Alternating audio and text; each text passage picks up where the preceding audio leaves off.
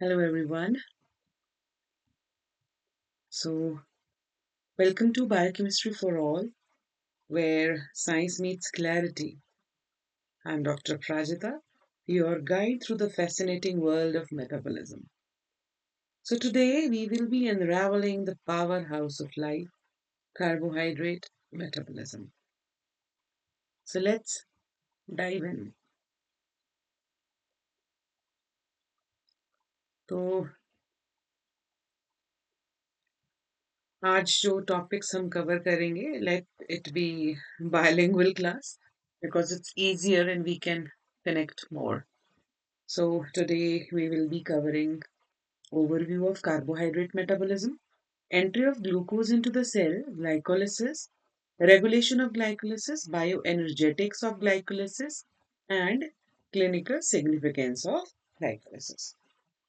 So बात करते हैं carbohydrates की. As we know that the carbohydrates are major source of energy for living cells. और अगर हम बायोसिंथेसिस की बात करें तो कार्बोहाइड्रेट्स जितने भी हैं most of the carbohydrates especially glucose they are synthesized in the plants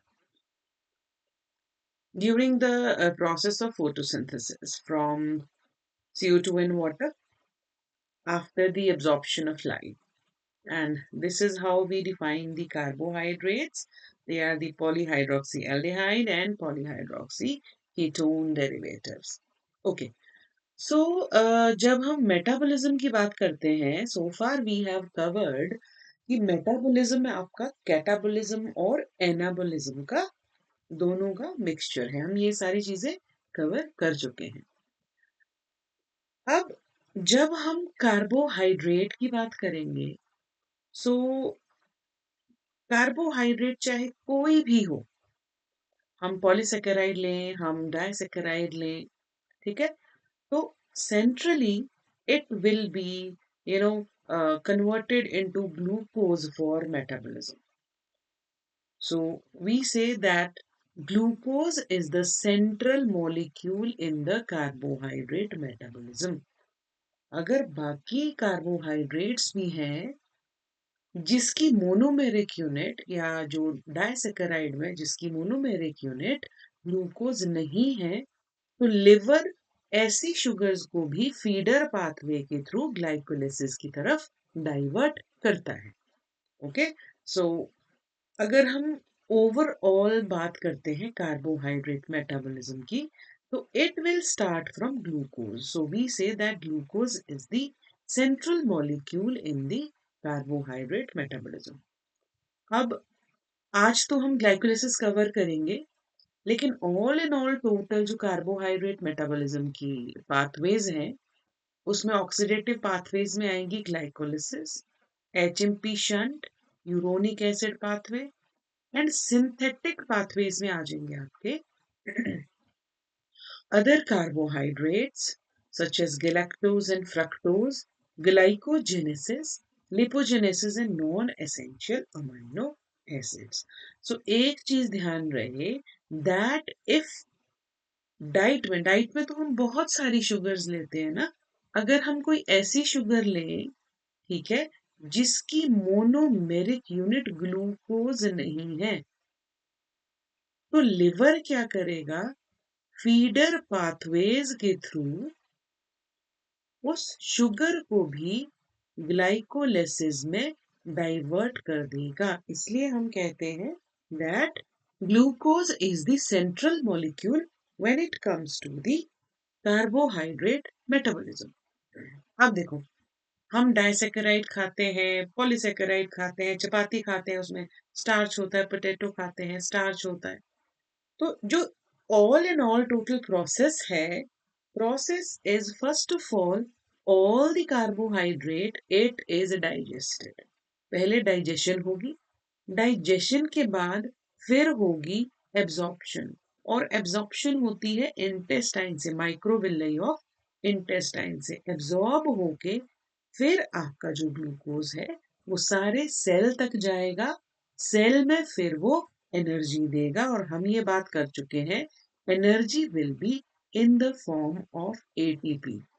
अब यूजुअली डाइजेशन जो कार्बोहाइड्रेट की स्टार्ट होती है वो अल्फा अमाइलेज माउथ से टायलिन एंजाइम रहता है ना। टायलिन टायलिन एंजाइम रहता है। So after digestion when the after partial digestion, जब ये सारा कार्बोहाइड्रेट रिच मील आपके स्टमक में जाता है तो स्टमक में होता है आपका HCl। ठीक है, स्टमक में होता है HCl। HCl क्या करता है, आपके सलाइवरी अमाइलेज का जो एक्शन है वो खत्म करता है। फिर जब स्मॉल इंटेस्टाइन में आपका कार्बोहाइड्रेट जाता है, स्मॉल इंटेस्टाइन में आपके पैंक्रियाटिक अमाइलेज आ जाता है। फर्दर फिर डाइजेशन करता है।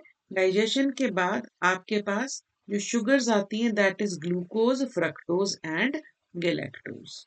ठीक है, तो ग्लूकोज पोर्टल सर्कुलेशन से कहाँ चला जाता है, लिवर में चला जाता है, जहां पर अब वो ग्लाइकोलिसिस करेगा। और जबकि फ्रक्टोज और ग्लूकोज, इधर ग्लूकोज तो चला गया लिवर में, फ्रक्टोज और ग्लूकोज नहीं, सॉरी, फ्रक्टोज और गैलेक्टोज।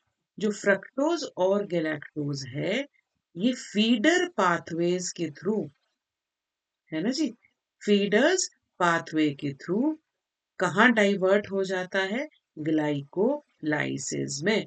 मतलब ये भी जो शुगर्स हैं, ये शुगर्स भी आपकी ग्लाइकोलिटिक पाथवे में डाइवर्ट हो जाएगी। ये हम पढ़ेंगे बीच में फीडर पाथवे। ठीक है, so all in all this is the digestion.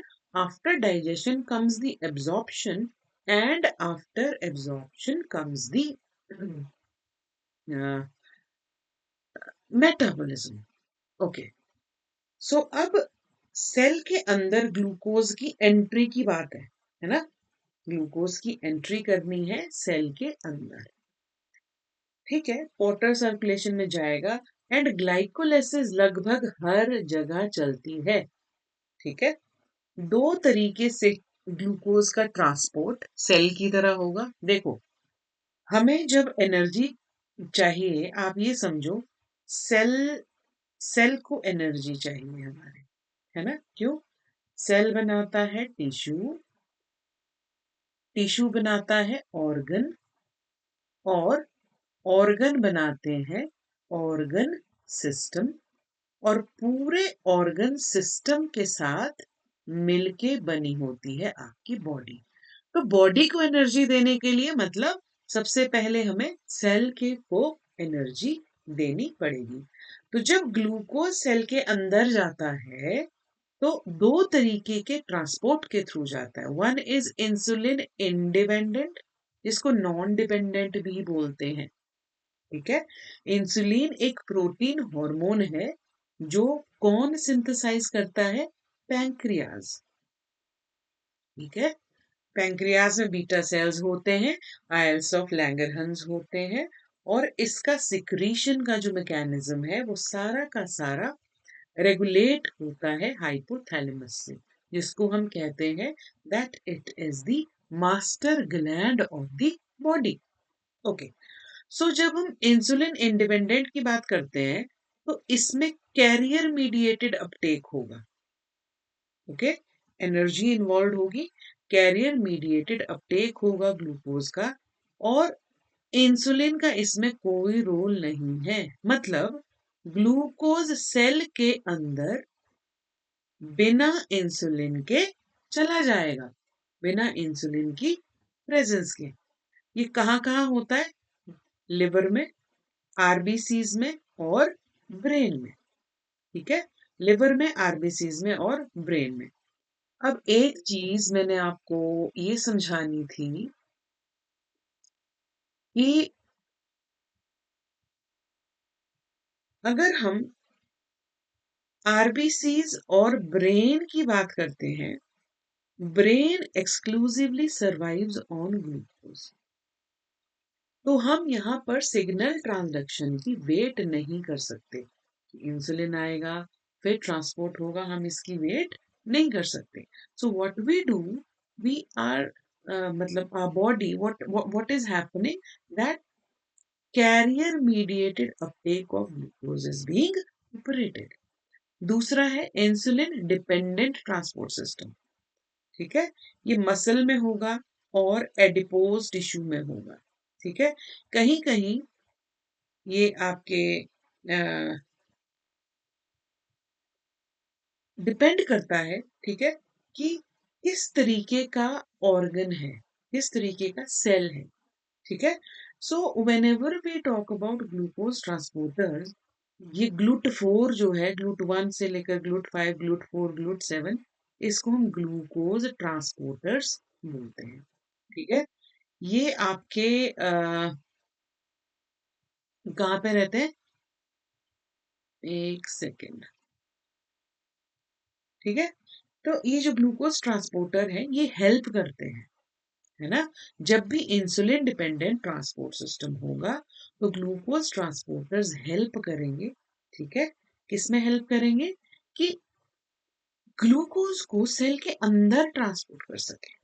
ठीक, और इनकी नेमिंग अलग अलग टिश्यू की स्पेसिफिसिटी के लिए की गई है। ठीक है, सो दे एग्जिबिट टिश्यू स्पेसिफिसिटी, इसलिए इनका नाम भी अलग अलग, GLUT1, GLUT5, GLUT7। ठीक है, GLUT1 जो है आरबीसीज में पाया जाता है, GLUT4 स्केलेटल मसल्स में। चलो जी आगे चलते हैं। So here you can see, अब देखो यहाँ पे एक बहुत अच्छा सा समझने को है।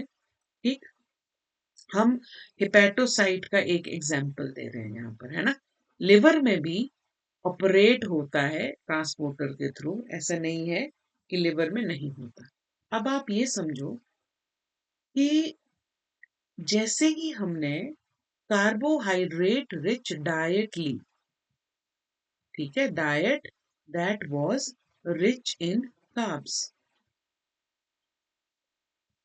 अब कार्बोहाइड्रेट रिच डाइट लेने के एग्जैक्टली 2 आवर्स में, अगर हम प्रॉपर च्यू कर रहे हैं, ग्लूकोज तो एकदम एब्जॉर्ब हो जाएगा, एग्जैक्टली 2 आवर्स में आपके ब्लड में ग्लूकोज पहुंचने लगता है। जैसे ही ब्लड में ग्लूकोज पहुंचा, ब्रेन को सिग्नल मिला। ठीक है जी, और ब्रेन ने कहा पैंक्रियास को, और ब्रेन को नहीं मिलता, एक्चुअली वो हाइपोथैलेमस को मिलता है ना। हम इसको एक फिजियोलॉजिकल टर्म में ना समझ के अभी बायोकेमिस्ट्री की टर्म में हम समझते हैं। पैंक्रियास क्या करते हैं, इंसुलिन बनाने लगते हैं। अब नॉर्मल ब्लड ग्लूकोज अगर हम फास्टिंग की बात करें, वो होता है 70 से 110 mg/dl फास्टिंग लेवल। ठीक है, जैसे ही ये ब्लड ग्लूकोज लेवल 70 से ऊपर जाने लगता है, वैसे ही पैंक्रियाज क्या करते हैं, इंसुलिन बनाने लगते हैं। आप ये डायग्राम देखेंगे कि ग्लूकोज की अभी बाहर, है ना, ब्लड स्ट्रीम में हाई कॉन्सेंट्रेशन है, लेकिन लिवर के सेल में ग्लूकोज की लो कॉन्सेंट्रेशन है। ठीक है, अब हमने खाना खाया, कार्बोहाइड्रेट रिच मील ली, 70 से ऊपर आपकी ग्लूकोज लेवल पहुंची, पैंक्रियाज ने इंसुलिन सिक्रेट किया। ठीक है, ये इंसुलिन ने सेल के सरफेस पर, ये रिसेप्टर है जो किसके लिए स्पेसिफिक है, इंसुलिन की बाइंडिंग के लिए ये रिसेप्टर्स स्पेसिफिक है। जैसे ही ये इंसुलिन इन रिसेप्टर्स के साथ बाइंड करते हैं, सिग्नल ट्रांसडक्शन चलती है, इंटरमीडिएट होता है cyclic AMP, let's say cyclic AMP. ठीक है, एक सेकंड, साइक्लिक एएमपी। ओके, तो साइक्लिक एएमपी के थ्रू सिग्नल गया। सिग्नल किसको जा रहा है, सिग्नल जा रहा है इस GLUT2 को, यहाँ पे ग्लूकोज ट्रांसपोर्टर 2 लिखा हुआ है। अब सिग्नल कैस्केड आया, ग्लूट ने क्या किया, ये सेल में कहीं थे, सेल के साइटोप्लाज्म में कहीं पर थे, और तुरंत ग्लूकोज ट्रांसपोर्टर मेम्ब्रेन पे चला गया। जैसे इंसुलिन ने घंटी बजाई और ग्लूकोज ट्रांसपोर्टर दरवाजे पे गया ग्लूकोज को अंदर लाने के लिए कि आओ ग्लूकोज, हमें एनर्जी की जरूरत है। इंसुलिन सिग्नल दे रहा है कि there is glucose in the blood stream. Okay, and glucose transporter is getting the signal via secondary messaging. Secondary messaging हम ऐसे समझते हैं जैसे खो खो का गेम होता है ना, उसमें पकड़ना तो एक को है लेकिन डायरेक्ट नहीं पकड़ते, खो देते हैं, दूसरों को मैसेज दे रहे हैं हम, है ना, कि उसको पकड़ो, उसको पकड़ो, उसको पकड़ना है। तो वैसे इंसुलिन डायरेक्ट तो ग्लूकोज को सेल के अंदर नहीं ला सकता, है ना। वो क्या कर रहा है, वो सिग्नल भेज रहा है ग्लूकोज ट्रांसपोर्टर को, और ये ग्लूकोज ट्रांसपोर्टर सेल की मेम्ब्रेन पे जाके ग्लूकोज को अंदर लेके आ रहा है। ठीक है, कहानी कहाँ से शुरू हुई थी, जहां पे ब्लड में ग्लूकोज आने लगा था, ब्रेन को सिग्नल गया, हाइपोथैलेमस के पास सिग्नल गया, उसने पैंक्रियास को सिग्नल भेजा कि इंसुलिन को सिक्रीट करो। इंसुलिन ने सेल सरफेस के रिसेप्टर पर बाइंड किया और बाइंड करने के बाद ग्लूकोज ट्रांसपोर्टर को सिग्नल दिया, ब्लड स्ट्रीम में ग्लूकोज आया है, उसको अंदर लेके आओ। ठीक है जी, तो ग्लूकोज भी ब्लड स्ट्रीम के अंदर आ गया। अब जब ग्लूकोज आया अंदर, ये कॉन्सेंट्रेशन ग्रेडियंट के साथ बाहर भी जा सकता है, मिनट लगेगा इसको डिफ्यूज होने में, ज्यादा टाइम नहीं लगेगा, है ना। ये कॉन्सेंट्रेशन ग्रेडियंट के साथ बाहर भी जा सकता है। इसको बाहर जाने से रोकने के लिए यहाँ पर एक एंजाइम होती है जिसको कहते हैं हम हेक्सोकाइनेज। उसने ग्लूकोज को तुरंत फॉस्फोराइलेट कर दिया और क्या बना दिया, ग्लूकोज 6 फॉस्फेट। अब फॉस्फेट ग्रुप आपको पता है पेंटावेलेंट होता है, इसके पास नेगेटिव चार्ज है बहुत ज्यादा, है ना। अब ये जो ग्लूकोज है ये सेल से बाहर नहीं जा पाएगा क्योंकि नेगेटिव चार्ज है। इतनी मेहनत आपके बॉडी ने की है, आपके सेल ने की है, वो उस मेहनत को जाया नहीं होने देता, वेस्ट नहीं होने देता। And what is he doing, what the mechanism is that the glucose is phosphorylated so that after phosphorylation it gets retained in the cell only. So, what insulin is doing? It is increasing the number and promotes the activity of GLUT4 in skeletal muscle and adipose tissue. And in type 2 diabetes mellitus, insulin resistance is observed in these tissues. This is due to the reduction in the quantity of GLUT4 in insulin deficiency. ठीक है, हम इसी mechanism के through हम diabetes भी समझ सकते हैं, टाइप 2 डायबिटीज। टाइप 2 डायबिटीज में क्या है, दो कंडीशन है। पहली कि ये जो रिसेप्टर है ना इंसुलिन के लिए, इनके बड़े कम नंबर है, they are less in number. तो इंसुलिन बन तो रही है लेकिन वो ब्लड ग्लूकोज को अंदर कैसे आने देगी, उसके पास तो बाइंड करने के लिए रिसेप्टर ही नहीं है ना, वो अंदर नहीं आने देगी। इसका रिजल्ट क्या होगा कि ब्लड में ग्लूकोज का अमाउंट बढ़ जाएगा, कॉन्सेंट्रेशन बढ़ जाएगी, और ब्लड में ग्लूकोज की बढ़ी हुई कॉन्सेंट्रेशन को ही हम कहते हैं डायबिटीज। तो अगर रिसेप्टर्स नहीं है, ठीक है, तब इंसुलिन बन रही है, वो अपना काम नहीं कर रहा है। ठीक है, अब इंसुलिन बन रही है, रिसेप्टर्स का नंबर कम है, तब भी इंसुलिन अपना काम नहीं करेगी, टाइप 2 डायबिटीज होगी। ठीक है, डिस्पाइट ऑफ इंसुलिन बन रही है, ऐसे पेशेंट्स को हम इंजेक्शंस नहीं देते इंसुलिन के। क्यों? क्योंकि इंसुलिन तो उनकी बॉडी में बन ही रही है। ठीक है, टाइप 2 डायबिटीज दो तरीके की होती है, एक इंसुलिन डिपेंडेंट जो इंसुलिन से ठीक की जा सकती है, एक इंसुलिन नॉन डिपेंडेंट। ये यहाँ पे अभी फैक्ट क्लियर हो जाएगा।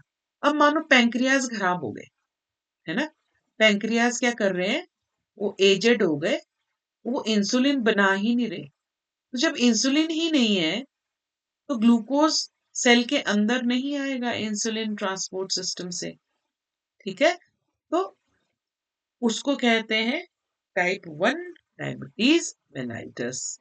ठीक है, तो यहीं से आपका क्लियर हो जाएगा ये वाला concept. Okay, so moving on to the glycolysis. अब ध्यान रहे कि हम उस स्टेज में पहुंच गए हैं जिस स्टेज पर हम ये बात करते हैं कि अब आपकी इंसुलिन, है ना, इंसुलिन के थ्रू ग्लूकोज अब सेल के अंदर आ गया है ना। और कैसे आया? खाए थे हमने कार्बोहाइड्रेट, फिर कार्बोहाइड्रेट्स हुए डाइजेस्ट, डाइजेशन के बाद वो हो गए एब्जॉर्ब, एब्जॉर्ब के बाद वो उनका क्या हुआ? Transport into the cell. दो तरीके से ट्रांसपोर्ट हुआ था, one was insulin independent, another one was insulin dependent. अब बहुत सारे आपके ऐसे सेल्स हैं जैसे आरबीसीज, अगर उसको एनर्जी नहीं मिलेगी सांस लेना मुश्किल हो जाएगा, कैसे जियोगे आप? ठीक है, तो उनको भी जल्दी से जल्दी एनर्जी चाहिए, इसीलिए इंडिपेंडेंट सिस्टम में सीधे कैरियर मीडिएटेड हम उनको ग्लूकोज देते हैं। तो अब सेल के अंदर ग्लूकोज आ गया है, अब वो ऑक्सीडेशन के थ्रू, अब वो ऑक्सीडेशन के थ्रू आपको क्या देगा? ATP. It will provide ATP and this process is known as glycolysis. वो ग्लाइकोलाइसिस के थ्रू आपको एटीपी देगा। अब कैसे देगा ये हम देखते हैं अभी। Okay, so moving on to the glycolysis.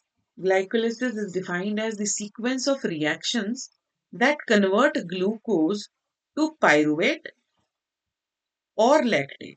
Glucose को पायरुवेट में भी कन्वर्ट कर सकता है, ग्लूकोज को लैक्टेट में भी कन्वर्ट कर सकता है with the production of ATP. ATP हमने प्रीवियस क्लास में पढ़ा था, ATP is adenosine triphosphate. So moving on to the salient feature. सबसे पहली बात है, सारे सेल को एटीपी चाहिए, इसीलिए ये तो तय बात है कि ग्लाइकोलिसिस हर सेल में चलेगी। ठीक है, अब अगर हम सेल की बात कर रहे हैं, सेल है, सेल में न्यूक्लियस है, इसमें सेल ऑर्गेनेलीज भी हैं, ठीक है, तो ग्लाइकोलिसिस कहाँ चलेगी? ग्लाइकोलिसिस चलेगी साइटोसोमल फ्रैक्शन। मतलब अगर साइट पूछ ली जाएगी ग्लाइकोलिसिस की, तो साइट होगी साइटोसोल, और यू कैन से साइट होगी साइटोप्लाज्म। ओके, सो ये दोनों ही कंडीशन में हो सकती है, aerobic in presence of oxygen and anaerobic in absence of oxygen. देखो हम पहले ही बात कर रहे हैं, एटीपी प्लांट सेल को भी चाहिए, एटीपी एनिमल सेल को भी चाहिए, और एटीपी माइक्रो ऑर्गेनिजम्स को भी चाहिए। तो एनारोबिक कंडीशन में एटीपी बनेगी कहाँ? Micro organisms.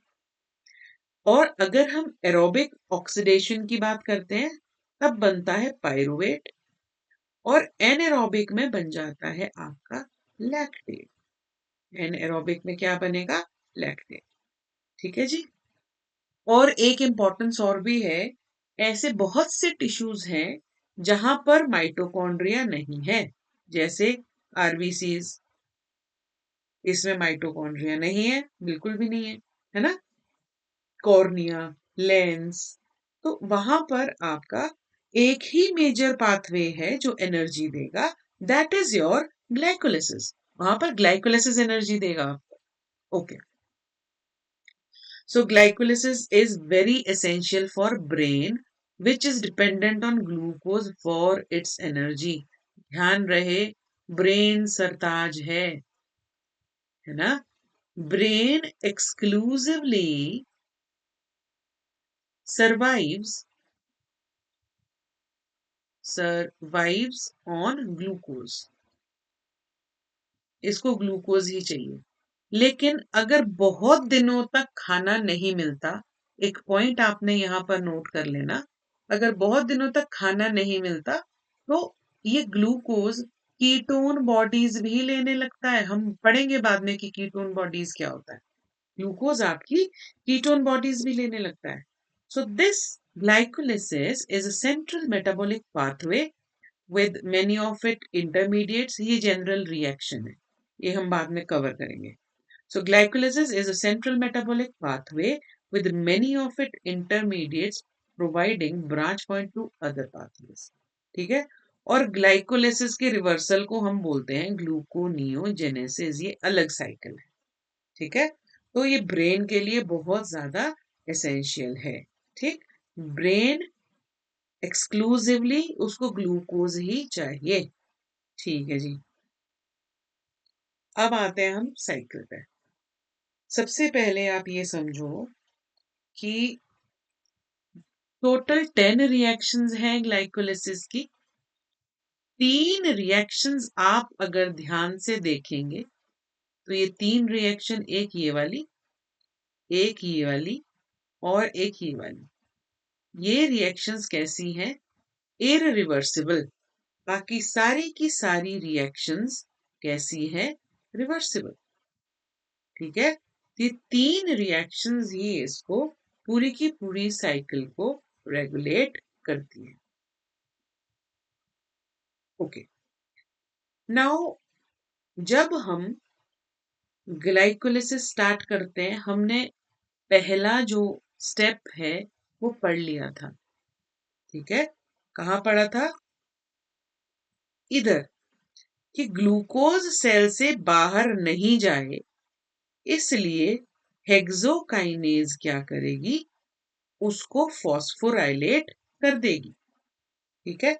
वैसा ही फर्स्ट स्टेप में आप देखो कि ग्लूकोज की फॉस्फोराइलेशन हुई और क्या बना?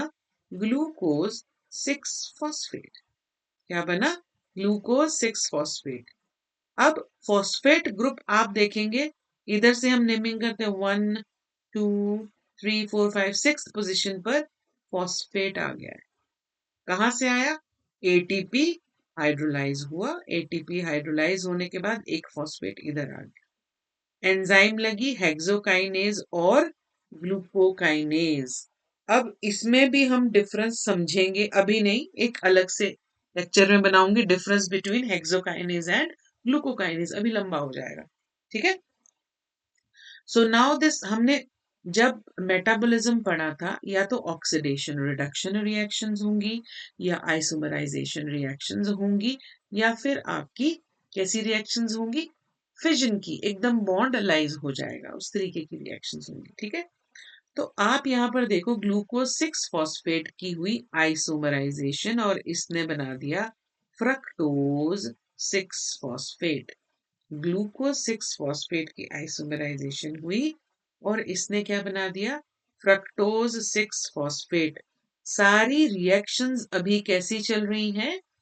आपकी पहली इरिवर्सिबल, ठीक है, तीसरी इरिवर्सिबल, लास्ट वाली इरिवर्सिबल, बाकी रिवर्सिबल.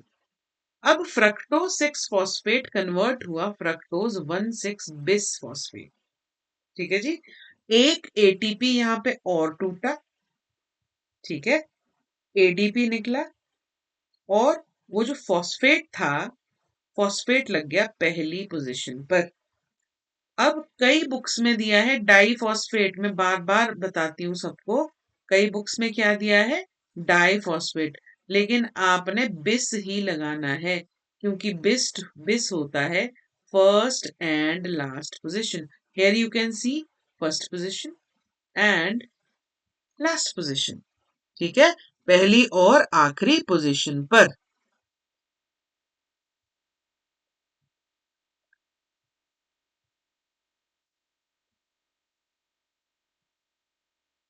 चलिए जी.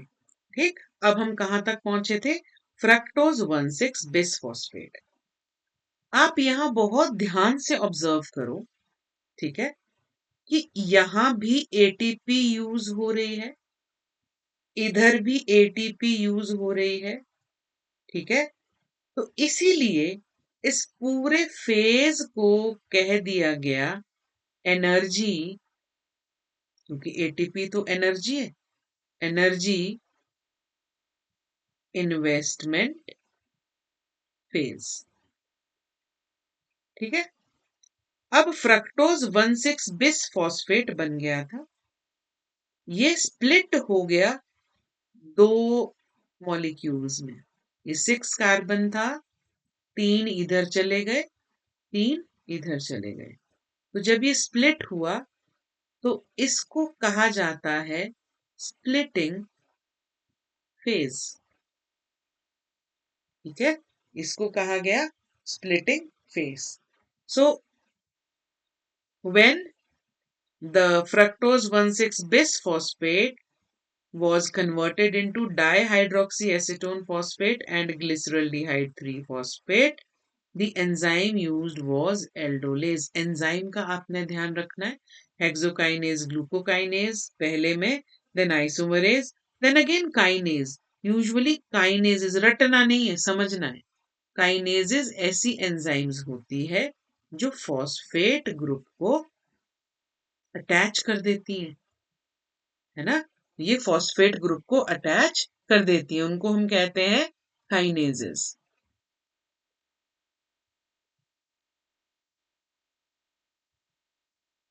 तो अब हम कहां तक पहुंच गए? स्प्लिटिंग स्टेप में। जब फ्रक्टोज 6 फॉस्फेट टूट गया था डाईहाइड्रोक्सी एसीटोन फॉस्फेट और ग्लिसरल्डिहाइड 3 फॉस्फेट में। अब आगे की रिएक्शन जो चलेगी वो चलेगी ग्लिसरल्डिहाइड 3 फॉस्फेट से। साथ में ये जो डाईहाइड्रोक्सी एसीटोन फॉस्फेट है, this also keeps on converting into glyceraldehyde 3 phosphate and inter conversion इनकी होती रहती है। एक दूसरे के आइसोमर से आप यहाँ देखेंगे, ऊपर पी है, इसमें नीचे पी है, तो इसीलिए इसको कहते हैं फॉस्फोट्रायोज आइसोमरेज, आइसोमराइजेशन रिएक्शन। ठीक है, और ये वाला पहला फेज कौन सा था? Energy investment phase. दूसरा फेज कौन सा था? दूसरा फेज था स्प्लिटिंग फेज। अब आप यहां देखेंगे एनर्जी निकलने लगी है।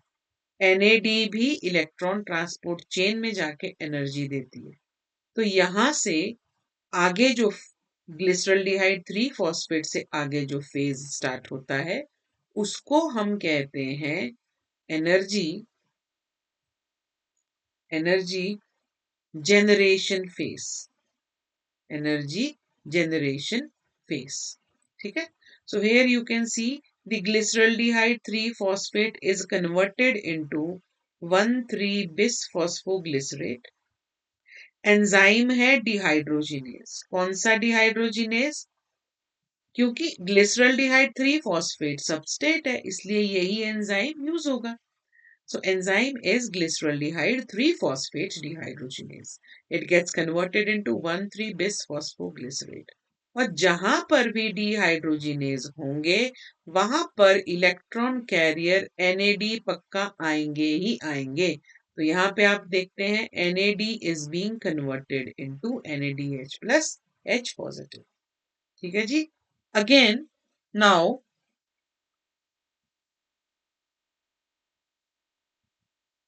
We see that the 1,3-bisphosphoglycerate ये कन्वर्ट हो जाता है 3 फॉस्फोग्लिसरेट में। पहले देखो पहली पोजीशन पर और तीसरी पोजीशन पर, ऐसे 1 2 3 है ना। तीसरी और पहली पर है फॉस्फेट। अब फॉस्फेट कहाँ लग गया? 3 फॉस्फोग्लिसरेट तीसरी पर। ठीक, और यहां पर पहली बार आपका एटीपी निकला है। ठीक है, यहां पर आपका एटीपी निकला है। Now this 2 phosphoglycerate enzyme kinase है। अभी काइनेजेस वो एंजाइम्स हैं जो फॉस्फेट को अटैच करती है। ठीक है, तो यहाँ पर रिवर्सिबल है इसीलिए काइनेज एंजाइम है। Now this 3 phosphoglycerate gets converted into 2 phosphoglycerate. Enzyme use होता है phosphoglycerate mutase. Further, this 2 phosphoglycerate will be converted into phosphoenol pyruvate। ठीक है जी, phosphoenol pyruvate, और ये phosphoenol pyruvate will be converted into pyruvate। ठीक है, it is converted into pyruvate। तो हम क्या देख रहे हैं यहाँ पर कि एंजाइम यूज हुआ पाइरुवेट काइनेज। कि जो ग्लूकोज था, देखो कैटाबोलिज्म है ये, ग्लूकोज था वो अब कन्वर्ट हो गया है पायरुवेट में। ये इसकी इनोल फॉर्म है, कीटो फॉर्म भी होती है, ये एच निकल जाएगा, है ना, बुक्स में देखना मिलेगा आपको। ठीक है, तो यहां पर भी एक एटीपी आपकी जनरेट हुई। तो कुल मिला के इसकी सारी रिएक्शंस हैं। If you practice it on a paper, समझ के प्रैक्टिस करोगे तो आपको आ जाना चाहिए ये। ठीक है, now next, the regulation of glycolysis. See, what do you understand by regulation? आपकी बॉडी में हमने कहा कितनी एनर्जी की जरूरत है, लास्ट लेक्चर में आप देखना, जितनी बेसल मेटाबॉलिक रेट को मेंटेन करने के लिए एटीपी चाहिए। Now let's imagine a case,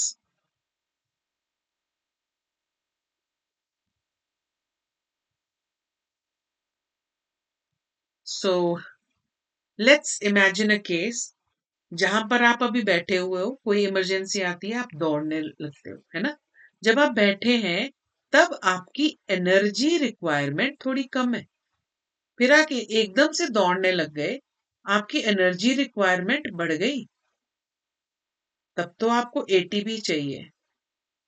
तो ये हमारे सर्कमस्टांसेस डिसाइड करते हैं कि कब साइकिल चले और कब साइकिल ना चले। साइकिल का चलना और ना चलना हमारी एनर्जी डिमांड्स पे डिपेंड करता है, इसीलिए all the cycles they are highly regulated. ठीक है जी। सो उनको रेगुलेशन कौन करता है? ऑफ कोर्स उनको रेगुलेशन करेंगे, उनका रेगुलेशन करेंगे एंजाइम्स। कौन कौन से एंजाइम? मैंने पहले ही बताया था, जो इरिवर्सिबल स्टेप्स के एंजाइम है, हेक्सोकाइनेज, ठीक है, फॉस्फोफ्रक्टोकाइनेज, ठीक है, पायरुवेट काइनेज। ये तीन रेगुलेटरी एंजाइम्स हैं ग्लाइकोलिसिस के। अब देखो, सबसे पहले समझो, enzymes are the biocatalyst that catalyses the rate of biochemical reaction without undergoing a change in itself. ठीक है, एंजाइम के पास आपको पता है कि एक होगी एक्टिव साइट, इधर को कुछ क्लेफ्ट्स भी होंगे जिनको हम कहते हैं एलोस्टेरिक साइट्स, और ये जो एक्टिव साइट है यहां पर आपका सबस्ट्रेट बाइंड करेगा। तो अब बात करते हैं कि पहला एंजाइम है हेक्सोकाइनेज या ग्लूकोकाइनेज। ठीक है, it is inhibited by glucose 6 phosphate. ठीक है, and glucokinase is liver specific, induced by insulin, not inhibited by glucose 6 phosphate. सिर्फ हेक्सोकाइनेज है जो कि ग्लूकोज 6 फॉस्फेट से इनहिबिट होती है। अब कैसे इनहिबिट होती है ये हम अभी समझते हैं।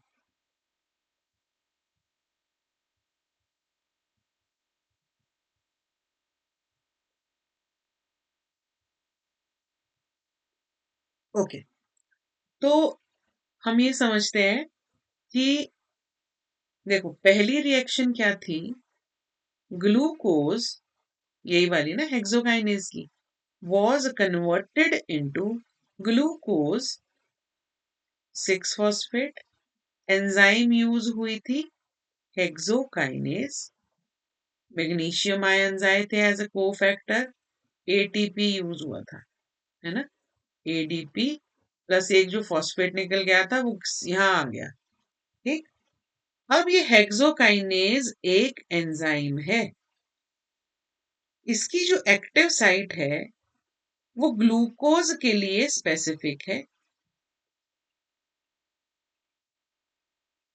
ऐसे बना लो इसको समझने के लिए, है ना, ऐसे, वो ग्लूकोज के लिए स्पेसिफिक है।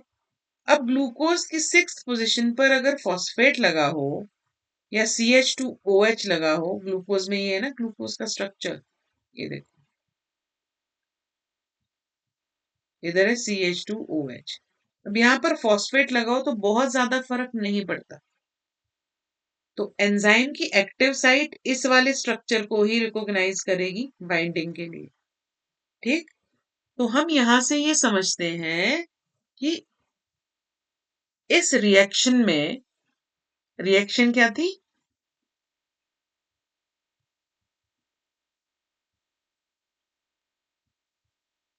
रिएक्शन थी glucose converted into glucose 6 phosphate. Enzyme थी हेक्सोकाइनेज। अब इतना ज्यादा ग्लूकोज 6 फॉस्फेट बन जाता है कि वो ही हेक्सोकाइनेज की एक्टिव साइट पर बाइंड कर जाता है और एक ऐसा कॉम्प्लेक्स बना देता है जहां पर ग्लूकोज 6 फॉस्फेट इसके साथ बाइंड है। अब जब ग्लूकोज 6 फॉस्फेट इसके साथ बाइंड है एंजाइम के साथ, तो ग्लूकोज की बाइंडिंग के लिए तो जगह नहीं बची, रिएक्शन नहीं चलेगी, आगे नहीं बढ़ेगी। ठीक है। और जब आपकी फेवरेबल कंडीशंस होंगी तो नया एंजाइम भी सिंथेसाइज होगा हेक्सोकाइनेज और ये निकल भी जाएगा। ठीक है। ओके। Next is फॉस्फोफ्रक्टोकाइनेज। ये एंजाइम कौन सा था फॉस्फोफ्रक्टोकाइनेज? यहां देखेंगे हम, ये फॉस्फोफ्रक्टोकाइनेज, ये वाला स्टेप जिसमें fructose is being converted into fructose 6 phosphate। Enzyme है फॉस्फोफ्रक्टोकाइनेज। तो ये फॉस्फोफ्रक्टोकाइनेज एंजाइम क्या करता है? It is rate limiting enzyme of glycolysis. इसको एएमपी एक्टिवेट करता है। ठीक है। फ्रक्टोज 2,6 बिस फॉस्फेट भी एक्टिवेट करता है ना? और एटीपी और सिट्रेट इनहिबिट करते हैं। एटीपी ज्यादा होगा, सिट्रेट ज्यादा होगा, तो ये एंजाइम इनहिबिट हो जाएगी। एंजाइम का इनहिबिट होना मतलब ये अपना जो फंक्शन है कैटालिसिस का वो नहीं करेगी। ठीक है। So it is inhibited by ATP and citrate. अब बात करते हैं पायरुवेट काइनेज। लास्ट स्टेप देखेंगे, लास्ट स्टेप ये वाला, ये पायरुवेट काइनेज। ठीक है जी। तो pyruvate kinase, it is activated by fructose 1,6 bisphosphate and inhibited by ATP and acetyl coenzyme। जितना ज्यादा ATP होगा ये एंजाइम काम नहीं करेगी पायरुवेट काइनेज। जब ये एंजाइम काम नहीं करेगी तो फॉस्फोइनोल पायरुवेट पायरुवेट में कन्वर्ट नहीं होगा। जब फॉस्फोइनोल पायरुवेट पायरुवेट में कन्वर्ट नहीं होगा, एटीपी नहीं बनेगी, क्योंकि हमें अभी चाहिए ही नहीं एटीपी। जब हमें चाहिए होगी तो ये जो पायरुवेट काइनेज है ये फिर से काम करने लग जाएगा। ठीक है। अब हार्मोनल रेगुलेशन का भी बहुत इंपॉर्टेंट रोल है ग्लाइकोलिसिस। इंसुलिन एक्टिवेट करता है ग्लाइकोलिसिस को। ठीक है। It increases the glucokinase फॉस्फोफ्रक्टोकाइनेज 1 and pyruvate kinase activity. ठीक है। increases fructose 2,6 bisphosphate as a result of which phosphofructokinase 1 is activated। आपने सिंपल इतना ध्यान रखना है कि इंसुलिन जब होगी तो ग्लाइकोलिसिस ज्यादा चलेगी। ठीक है। और ग्लूकागॉन, ग्लूकागॉन को आप फिजियोलॉजी में पढ़ते हो, it is antagonistic hormone of insulin. Insulin का उल्टा काम करता है। ठीक है। तो ये क्या करता है? ग्लाइकोलिसिस को इनहिबिट करता है। ठीक है। ग्लूकागॉन जब आएगा तो पायरुवेट काइनेज में फॉस्फेट ग्रुप लग जाएगा जिससे वो इनएक्टिव हो जाएगी। ओके। सो नाउ हम बायो एनर्जेटिक की बात करते हैं। एनर्जी कितनी निकली? सो नेट यील्ड जो है वो 2 एटीपी की है, नेट यील्ड ग्लाइकोलिसिस में। अगर आप एटीपी एटीपी देखें, सिर्फ एटीपी देखने, तो इधर ना ये 2 एटीपी है। टू इधर इधर जो है एक एटीपी यहां लगा। ठीक है। ये एक एटीपी इधर लगा, दो, है ना? यहाँ 2 एटीपी है। टू टू टू क्यों है? क्योंकि हमने यहाँ ईल्ड दिखाई है ग्लिसरल्डिहाइड 3 फॉस्फेट की, एक एटीपी बन रहा है। पर जब डाईहाइड्रोक्सी एसीटोन फॉस्फेट भी इसी में टूट जाएगा, फिर ये फर्दर एक एटीपी और देगा, तो इधर भी 2 मिल रही है, इधर भी 2 मिल रही है एटीपी, है ना? तो टोटल एटीपी, ध्यान से एक बार फिर से देखेंगे इसको, फिर से एक बार देखेंगे। है ना, बायो एनर्जेटिक्स के पर्सपेक्टिव से। आप देखो, एक एटीपी यहां पे यूटिलाइज हुई, एनर्जी एक्सपेंडिचर फेस में एनर्जी यूटिलाइज हो रही है, एक यहां पे यूटिलाइज हो गई, है ना। दो एटीपी एनर्जी इन्वेस्टमेंट फेस में यूटिलाइज हुई, ठीक है। सिर्फ एटीपी एटीपी देख रहे हैं हम, अभी एनएडी की बात नहीं कर रहे हैं, ठीक है। और दो एटीपी यहां बनती है, कंफ्यूज नहीं होना, दो क्यों बन रही है। एक तो ग्लिसरल्डिहाइड 3 फॉस्फेट आ रहा है नीचे, फिर ये डाइहाइड्रोक्सी एसीटोन फॉस्फेट भी तो इसी में बदल रहा है, तो दो एटीपी इधर, दो एटीपी इधर, तो टोटल कितनी एटीपी हो गई, चार। चार तो बन रही है, दो यूटिलाइज हो रही है, ठीक है। तो नेट अगर हम सिर्फ एटीपी की बात करें, 4 - 2, 2 एटीपी, 4 - 2, 2 एटीपी। अब आगे चलेंगे, ठीक है। अब नेट यील्ड 6 या 8 एटीपी एरोबिक ग्लाइकोलिसिस की। अभी हम इसमें एनारोबिक नहीं पढ़ रहे हैं, वो हम तब पढ़ेंगे जब पायरुवेट कन्वर्ट हो जाएगा लैक्टेट में, ठीक है। सो एरोबिक कंडीशन में अब NADH भी एंटर करता है इलेक्ट्रॉन ट्रांसपोर्ट चेन में।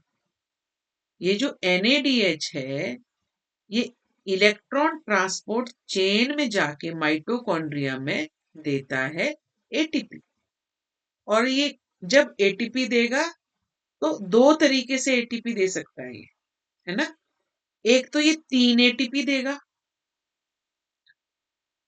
प्रोटॉन पंपिंग जब होती है, जब जब NADH जाता है, ठीक है, माइटोकॉन्ड्रिया में, तो दो तरीके के शटल सिस्टम चलते हैं, मतलब उसको खींचने के लिए। एक है मालेट एस्पार्टेट शटल, जो लिवर में होता है, हार्ट में होता है, किडनी में होता है। उस केस में आपका जो एटीपी निकलेगा वो निकलेगा 3 एटीपी, है ना। यूजुअली 2.5 एटीपी होते हैं, लेट मी क्लियर, ठीक है। पर हम इसको 2.5 तो लिख नहीं सकते, आधा एटीपी कोई हुआ तो हम राउंड फिगर के लिए इसको 3 एटीपी कर देते हैं, ठीक है। अब अगर ग्लिसरॉल 3 फॉस्फेट शटल सिस्टम चलेगी मसल और ब्रेन में, तो 4 एटीपी बना देगा NADH, है ना। इसको समझो, इसको किस तरीके से समझना है हमने, दैट आपको दिल्ली जाना है ना। तो दिल्ली जाने के लिए आप अलग अलग साधन का इस्तेमाल करेंगे, वैसे ही इस NADH को कहाँ जाना है, इलेक्ट्रॉन ट्रांसपोर्ट चेन में। इलेक्ट्रॉन ट्रांसपोर्ट चेन में जाने के लिए ये अलग अलग शटल, मतलब अलग अलग पैसेज फॉलो करेगा, इतना समझ लो। अगर ये मैलेट एस्पार्टेट शटल फॉलो करता है तो एक NADH से निकलेंगे 3 एटीपी, ठीक है। तो एक NADH से अगर 3 एटीपी निकले, तो आप यहां पर देखो, NADH तो निकल रहा है, ये चला जाएगा इलेक्ट्रॉन ट्रांसपोर्ट चेन में। ये एक NADH नहीं है, एक तो ग्लिसरल्डिहाइड 3 फॉस्फेट कन्वर्ट हो रहा है इसमें, 1,3 बिस फॉस्फोग्लिसरेट में। फिर जो डाइहाइड्रोक्सी एसीटोन फॉस्फेट आके कन्वर्ट हो रहा है ग्लिसरल्डिहाइड 3 फॉस्फेट में, ये भी इन टर्न NADH दे रहा है। तो दो NADH हमारे पास यहां पर है, ठीक है। चलेंगे आगे, तो 3 एटीपी निकले एक NADH से। अगर वो कौन सी शटल पकड़ रहा है, कौन सी बस पकड़ रहा है, मैलेट एस्पार्टेट बस पकड़ रहा है। और ये कहाँ के लिए पकड़ रहा है, लिवर, हार्ट और किडनी के लिए, है ना। अब आप पहाड़ों में जाओगे तो पहाड़ों में आपको बस मिलेगी, ठीक है। और अगर आप प्लेन्स में जाओगे, वहां शताब्दी मिलेगी, वो जल्दी पहुंचाएगी, ठीक। तो अब मैलेट एस्पार्टेट शटल थी, तो एक NADH ने दिए 3 एटीपी, दो NADH ने दिए 6 एटीपी, और दो क्यों निकल रहे हैं, ये हम पहले क्लियर कर रहे हैं आपको बार बार, कि एक तो ग्लिसरल्डिहाइड 3 फॉस्फेट इसमें कन्वर्ट हुआ, दूसरा डाईहाइड्रोक्सी एसीटोन फॉस्फेट भी इसी में कन्वर्ट हो रहा है ग्लिसरल्डिहाइड 3 फॉस्फेट में। फिर फर्दर 1,3 बिस फॉस्फोग्लिसरेट आ रहा है, इसलिए 2 NADH निकलते हैं हमारे पास। ठीक है जी। अगर अब ये NADH ग्लिसरोल 3 फॉस्फेट शटल पकड़ रहा है तो 4 ATP निकल रहे हैं। तो आप टोटल करो, 2 तो यूटिलाइज हो गए, है ना, 2 तो यूटिलाइज हो गए पहले ही, उनको नहीं कर रहे हम। 4 ATP निकल गए, 4 प्लस 2 डायरेक्ट ATP, या तो 6 है, 6 प्लस 2 डायरेक्ट ATP, या 6 और 8 ATP। ये पूरा गणित है इसका, है ना। दिस इज ऑल मैथ्स जो बुक्स में सीधे दिया है कि एरोबिक ग्लाइकोलाइसिस में 6 मिलते हैं या फिर 8 मिलते हैं आपको ATPs। तो वो इसी तरीके से मिलते हैं। ठीक है जी। Okay, so now some clinical considerations. Glycolysis in hypoxia. Hypoxia मतलब जब ऑक्सीजन की कमी है। हाइपर होता है ज्यादा, हाइपो होता है कम, ऑक्सिया ऑक्सीजन की कमी। एंड इस्चीमिया, इस्चीमिया होती है हार्ट में जब दर्द होती है, मायोकार्डियल इंफाक्शन के केस में पेन होता है। सो अगर लो ऑक्सीजन लेवल्स है तो सेल्स पूरी तरीके से डिपेंडेंट हो जाएंगे एनारोबिक ग्लाइकोलाइसिस पर। क्यों? एटीपी तो चाहिए। ग्लाइकोलाइसिस दोनों कंडीशन में हो सकती है, ऑक्सीजन की प्रेजेंस में और ऑक्सीजन की एब्सेंस। तो इस केस में क्या होगा, जब एनारोबिक ग्लाइकोलाइसिस होती है तो ज्यादा लैक्टेट बनता है। क्यों? तब जो पायरुवेट है वो लैक्टेट में कन्वर्ट हो जाएगा। ठीक है, अभी हम बाद में फेट ऑफ पायरुवेट पढ़ेंगे, उसमें हम कवर करेंगे। लैक्टेट में कन्वर्ट होता है और 2 ATP यहाँ पे एक्स्ट्रा मिलती है। सो इससे क्या होता है, लैक्टिक एसिडोसिस, क्योंकि एक्सेसिव लैक्टेट हमारे सेल में एक्यूमुलेट हो जाता है। जब आप बहुत दिनों बाद वर्कआउट करते हो, एक्सेसिव उतराई में चढ़ते हो, चढ़ाई में चढ़ते हो, तो आपकी थाइस कैसे पेन करने लगती है, वो लैक्टिक एसिड एक्यूमुलेशन की वजह से। ठीक है, ऐसे शॉक में जा सकते हैं आप, सेप्टिक, कार्डियोजेनिक और हेमोरेजिक शॉक में जा सकते हैं। स्ट्रोक, मायोकार्डियल इंफाक्शन हो सकता है, और इंटेंस एक्सरसाइज में भी आप लैक्टिक एसिडोसिस के शिकार हो सकते हैं। इस्चीमिक कंडीशन में भी हो सकते हैं। ओके, अब एक कंडीशन है हीमोलिटिक अनीमिया। ग्लाइकोलिसिस का डिफेक्ट है अगर आरबीसी में, तो क्या हो जाएगा, हीमोलिटिक अनीमिया। मैंने पहले ही कहा कि अब देखो आरबीसी पूरी तरीके से डिपेंडेंट है ग्लाइकोलिसिस पर एटीपी के लिए। क्यों? क्योंकि माइटोकॉन्ड्रिया नहीं है, बाकी क्रेब साइकिल वगैरह नहीं चलेगी। ठीक है, तो अगर ग्लाइकोलिसिस के एंजाइम्स ही नहीं है, ठीक है, तो क्या होगा, पायरुवेट काइनेज की डेफिशिएंसी हो जाएगी। ठीक है, ग्लाइकोलिसिस की एंजाइम्स मानो है ही नहीं। और क्यों नहीं है? क्योंकि पेरेंट्स के पास नहीं थी। हमने पेरेंट्स से जेनेटिक इंफॉर्मेशन गैदर ही नहीं की कि आगे उसके हिसाब से प्रोटीन बना सके इसकी प्रोडक्शन के लिए, एंजाइम की प्रोडक्शन के लिए। ठीक है, तो as a result of which ATP is reduce, जिसमें क्या होगा, decrease sodium potassium ATPase activity. Iron जो है, सॉरी, इससे क्या होगा, लॉस ऑफ आयन बैलेंस होगा। जब आयन बैलेंस लॉस होगा, आरबीसी टूटने लगेगी।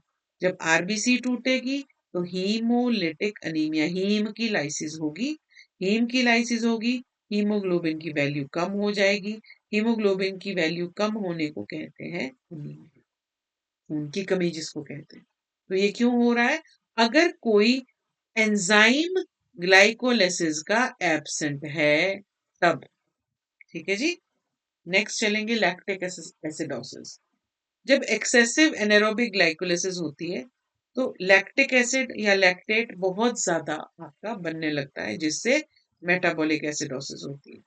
इससे hypoxia, shock, ischaemia, mitochondrial dysfunction, and sometime whenever there is excess of alcohol consumption, बहुत ज्यादा शराब अगर पी लेते हैं, इससे NADH बढ़ जाता है, जिससे पायरुवेट लैक्टेट में कन्वर्ट हो जाता है। ये हम जब पढ़ेंगे लैक्टेट डिहाइड्रोजिनेज कैसे काम करता है, तब वहां पर हम इस फैक्ट को क्लियर करेंगे। Okay, so glycolysis in diabetes mellitus. Insulin stimulate करती है glycolysis by increasing glucokinase, फॉस्फोफ्रक्टोकाइनेज and pyruvate kinase. और डायबिटीज में इंसुलिन अगर रिड्यूस्ड है तो डिक्रीज ग्लाइकोलिसिस होगी, जिससे हाइपरग्लाइसीमिया या डायबिटीज होगी। Now, if there is increased glucose metabolism via alternate pathways, this leads to complications like diabetic neuropathy and cataract, जिसको मोतिया भी कहते हैं। ठीक है, अब देखो एंजाइम डेफिशिएंसीज होती है, जैसे हम अभी बात कर रहे थे कि पायरुवेट काइनेज अगर नहीं होगा, it will effect the last step of glycolysis, ATP कम बनेगा, आरबीसी टूटने लगेगा, हम बात कर चुके हैं। तो ये कई बार एंजाइम डेफिशिएंसीज में अलग से भी पूछा जाता है। ग्लूकोकाइनेज म्यूटेशन, ग्लूकोकाइनेज रेगुलेट करता है ग्लूकोज की अपटेक को लिवर और पैंक्रियाज में। ठीक है, अगर ग्लूकोकाइनेज नहीं है तो मोडी हो जाएगी, maturity onset of diabetes of the young, जिससे इंसुलिन कम बनेगी और बहुत जल्दी उनको डायबिटीज हो जाएगी। ठीक है, okay, so glycolysis and diabetes एक बार यहाँ पे भी देख लेते हैं। एंट्री ऑफ ग्लूकोज में तो हमने देख लिया था। सो इम्पेयर्ड ग्लाइकोलिसिस होती है डायबिटीज में। टाइप 1 में अगर टाइप 1 डायबिटीज होगी उसमें इंसुलिन की डेफिशिएंसी होगी। जब इंसुलिन ही नहीं है तो ग्लूकोज सेल के अंदर नहीं जाएगा, ब्लड में रह जाएगा और उसको बोलते हैं डायबिटीज और हाइपर ग्लाइसीमिया। टाइप 2 में क्या है, इंसुलिन रेजिस्टेंस है, रिसेप्टर्स नहीं काम कर रहे हैं, रिसेप्टर्स नहीं काम कर रहे हैं। और रिसेप्टर्स जब है ही नहीं, नंबर कम है उनका या डिफेक्टिव है, तो इंसुलिन काम अपना नहीं करेगी, क्योंकि इंसुलिन कैसे काम कर रही थी, अपना रिसेप्टर के साथ बाइंड करके सिग्नल देके काम कर रही थी। ठीक है, so role of glucokinase in diabetes, glucokinase acts as glucose sensor in pancreatic B cell, और क्या होगी इससे, मॉडी। ठीक है, डायबिटीज का अलग अगर क्वेश्चन आ गया ना, डायबिटीज को कैसे अफेक्ट करती है, लैक्टेट एंड डायबिटिक कॉम्प्लिकेशन, तो आपने ये सारी चीजें इसमें भी लिखनी है ग्लाइकोलिसिस एंड डायबिटीज में। तो जब एनारोबिकली चलती है ग्लाइकोलिसिस, इट इंक्रीज, जब डायबिटीज है किसी को, कंट्रोल ही नहीं हो रही है, तो ग्लाइकोलिसिस एनारोबिकली चलती है, जिससे लैक्टिक एसिडोसिस हो जाती है और डायबिटिक टिश्यूज में हाइपोक्सिया भी होता है। ठीक है, अब देखो हम अगर कैंसर सेल की बात करते हैं ना, सो कैंसर कैंसर क्या होता है, proliferation, unlimited growth of cells, unlimited growth नहीं, अनलिमिटेड डिवीजन ऑफ सेल्स। ठीक है, सो ऐसे में जो ग्लाइकोलिसिस है वो इंक्रीज हो जाती है, क्योंकि नंबर ऑफ सेल इंक्रीज हुए, ग्लाइकोलिसिस भी बढ़ गई। सो ऑटो वॉरबर्ग ने ऑब्जर्व किया कि जो ट्यूमर सेल्स होते हैं, they have approximately 10 time higher glycolysis than normal rates, है ना। इवन विद ऑक्सीजन, एनारोबिकली की तो हम बात ही नहीं कर रहे हैं, 10 गुना ज्यादा तेजी से कैंसर के पेशेंट्स में, कैंसर सेल में ग्लाइकोलिसिस चलेगी। अब इनिशियली अगर हाइपोक्सिक कंडीशन है, ऑक्सीजन नहीं है, तो कैंसर सेल डिपेंड रहेंगे ग्लाइकोलिसिस पे एनर्जी के लिए, तब बनेगी सिर्फ 2 एटीपी पर ग्लूकोज, और ज्यादा ग्लूकोज उनको चाहिए, तो ये पाइरुवेट को लैक्टेट में कन्वर्ट करता रहेगा ताकि एनएडी मिलता रहे, है ना। और this effect is diagnostically used in positron emission tomography. Patient receive 2-fluoro-2-deoxyglucose, a labeled glucose analog. Tumour Uptake करते हैं इनको, और जिससे हम एमिशन स्कैनिंग से देख सकते हैं, मतलब ज्यादा ग्लूकोज लेते हैं ना वो, तो हमने इसमें ग्लूकोज को टैग कर दिया। किससे टैग किया, 2-fluoro-2-deoxy ग्लूकोज। ठीक है, फ्लोरो ग्रुप लगा दिया ताकि एमिट करे कि कहाँ कहाँ कैंसर सेल है। तो पेट स्कैन जब हम करते हैं उसमें हम इसका यूज करते हैं। So that's all for today, hope you like the lecture. And in case if you want lecture on some different topic, please let me know. ठीक है, खूब पढ़िए, आगे बढ़िए. All the very best. Thank you.